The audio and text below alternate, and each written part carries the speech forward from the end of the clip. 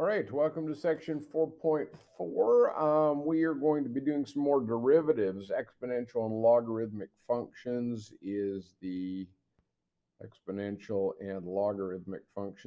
title of this section. If you don't remember how to deal with exponentials or logarithms, might be worth going and doing a quick review before we dive into this. I'll mention things as we go along, which will probably help. But let's start with f of x equals e to the x, and let's find the derivative.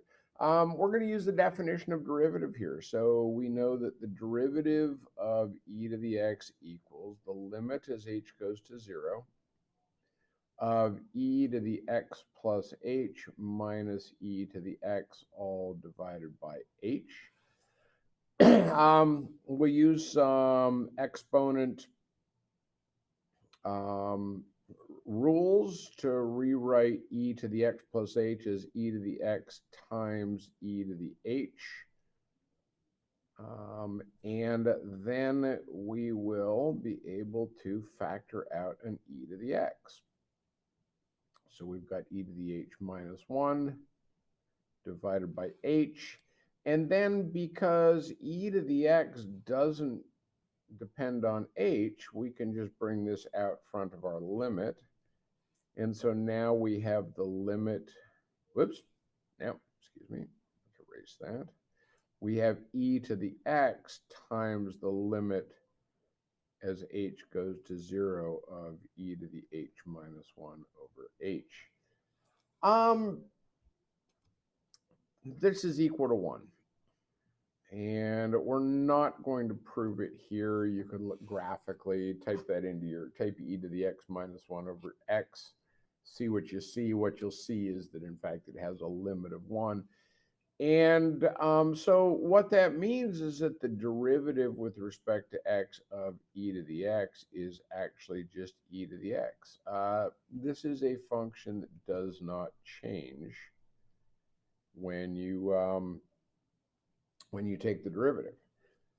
So let's take a look at an example using this.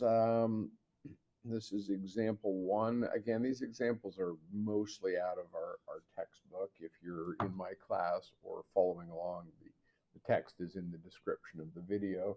So let's let y equals e to the power of x plus x squared. And I want to find the derivative of y with respect to x.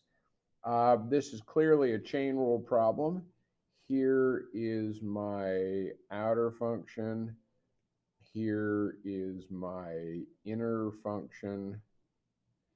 And so I'm going to take the derivative of the outer function, and that's just itself, times the derivative of the inner function. And there it is. There's the derivative. If you're in my class, if you could turn to section 4.4 and do exercise number 9, a little quick practice of what we just talked about.